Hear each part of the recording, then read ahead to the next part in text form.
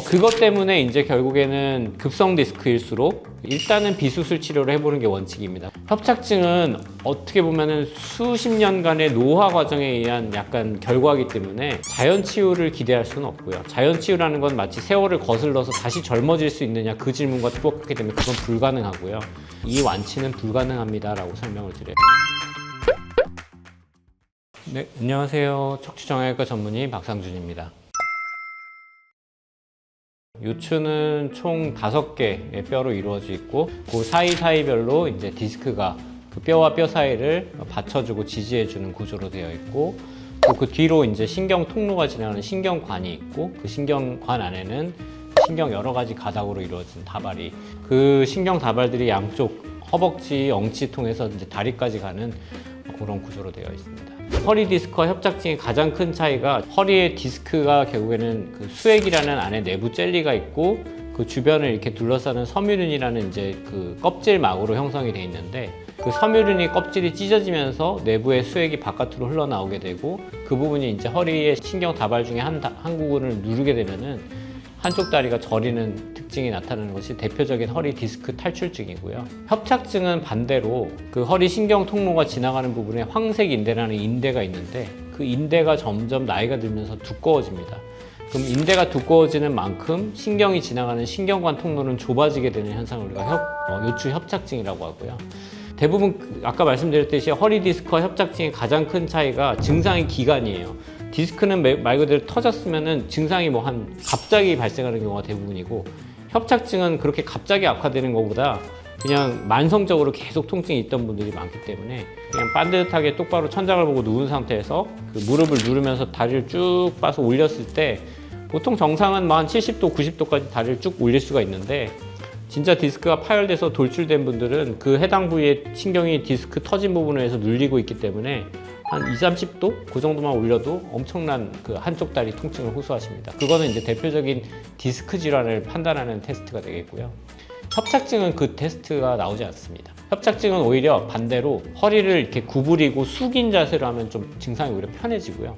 디스크는 사실 어떤 자세로든 아파하시는 분들이 많아요. 결국에는 협착증과 허리 디스크는 진단 방법의 가장 중요한 툴은 MRI입니다. MRI를 찍어보고 물론 엑스레이로도 여러 가지 정보를 얻을 수가 있어요. 실제로 디스크 간격도 중요하고 후방 황색 인대가 지나가는 부분에 굉장히 지저분하게 막 석회가 껴있는 경우들이 많아요. 뼈가 이렇게 막 지저분하게 자라있는 경우도 있고 그걸 보고 판단할 수가 있겠습니다. 결국에는 이게 허리도 사람이 나이가 들어감에 따라 노화가 일어납니다. 노화라는 거는 가장 첫 번째가 허리 디스크의 수분 함유량이 줄어드는 게 첫 번째 이제 노화의 첫 과정인데요. 허리는 겉에 두툼한 이렇게 섬유륜이라는 띠 안에 이제 수액이라는 젤리가 들어있는 형태로 되어 있는데 이 수액을 말 그대로 그냥 되게 수분이 많은 촉촉한 젤리 같은 그게 정상 디스크라고 하면은 나이가 들수록 이 수분이 점점 말라갑니다. 그럼 결국에는 허리에 수분이 말라가게 되면은 그 허리 디스크의 탄성도라 그러죠. 이 말랑말랑한 그 탄성이 점점 더 딱딱하게 굳어가게 되고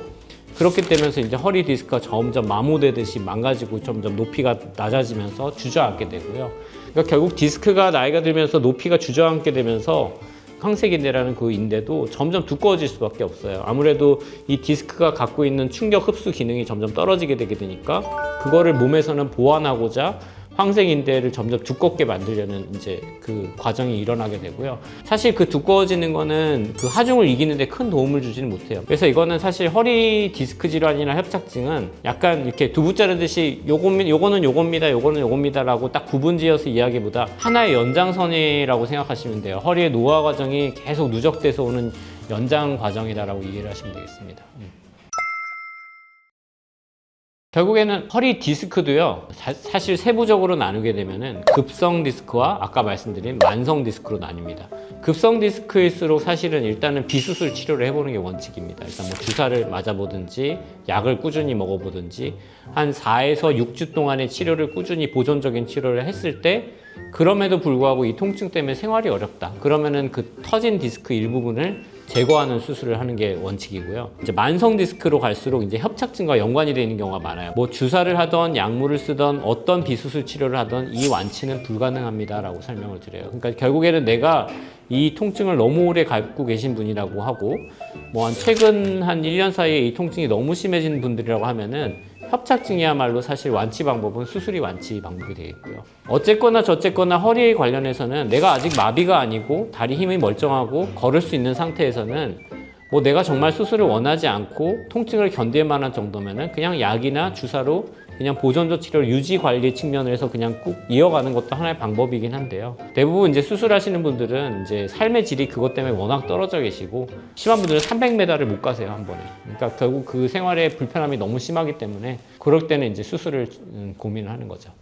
그것 때문에 이제 결국에는 급성 디스크일수록 일단은 비수술 치료를 해보는 게 원칙입니다. 그래서 한 4에서 6주 동안 디스크가 흡수되는 걸 어느 정도 기다려 볼 수가 있고요. 또 그래서 디스크 터진 정도가 심하지 않은 분들은 그냥 가벼운 신경 주사 차단술이나 약물 치료만으로도 증상이 많이 호전돼서 그냥 그대로 지내시다가 한 1년 뒤에 디스크가 다 흡수되어 있는 경우도 많습니다. 협착증은 어떻게 보면은 수십 년간의 노화 과정에 의한 약간 결과이기 때문에 자연 치유를 기대할 수는 없고요. 자연 치유라는 건 마치 세월을 거슬러서 다시 젊어질 수 있느냐 그 질문과 똑같기 때문에 그건 불가능하고요. 다만 이제 협착증이 MRI 상으로는 심해도 환자가 느끼는 증상이 그렇게 심하지 않고 저는 뭐 그렇게 뭐 3분에서 5분 이렇게 아니고 한 30분 이상 저는 걷는 데는 큰 지장 없어요. 그러면은 굳이 꼭 수술을 해야 될 필요는 없다고 봅니다. 저는 이제 허리 디스크 급성 탈출증 같은 경우는 우리가 흔히 말하는 풋 드롭이라고 그러죠. 발목이 갑자기 힘이 빠지면서 푹 떨어지는 이런 현상이 있거든요. 그런 경우는 가급적 신경 회복을 위해서 뭐 그런 보존 기간을 다 무시하고 빨리 수술해서 신경을 빨리 디스크의 압력으로서 풀어주는 수술을 하는 게 원칙이고, 심지어는 뭐 내가 괄약근 조절이 힘든다든지 대소변 조절이 안 되는 경우도 극히 드문 게 있거든요. 그런 경우는 응급수술이 원칙입니다. 말 그대로 그게 돌아오기가 안 돌아오는 상황도 생길 수가 있기 때문에 내가 진짜 하지에 마비가 생기고 다리에 힘이 빠지고 대소변 조절이 좀 어려워질 때는 빨리 수술을 하시는 게 좋습니다. 디스크 수술은 말 그대로 터진 디스크의 일부만을 이제 빼내는 게 디스크 수술이로 되겠고요. 협착증의 수술은 반대로 그 황색 인대를 제거하는 수술이라고 이해를 하시면 되겠고, 신경이 좁아져 있는 통로를 그 황색 인대를 긁어내서 제거함으로써 통로를 다시 원래 넓이로 확장하는 수술이라고, 전문용어로 후방 감압 수술이라고 합니다. 여기에는 허리를 이렇게 구부정하게 이렇게 수그리는 자세를 오래 하고 있기 때문에는 이 자세가 결국 디스크가 더 튀어나오게 압력을 더 주게 되거든요. 그렇기 때문에 젊은 분들도 이렇게 오랜 자세로 이렇게 하루 종일 수그리고 앉아 있다 보면은 그 압력을 이기지 못해 그 섬유륜이 찢어지면서 퍽 하고 터지는 그런 급성 디스크 현상도 생길 수가 있기 때문에 요추를 이제 곧게 펴고 복근의 힘도 굉장히 중요하고, 그래서 허리 뒤에 근육도 굉장히 중요합니다.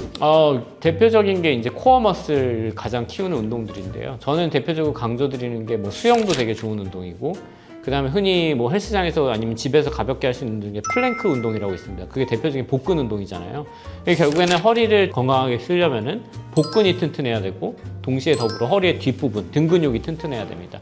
그 두 개를 동시에 같이 꾸준하게 근력 운동을 통해서 관리해 주시는 게 중요합니다.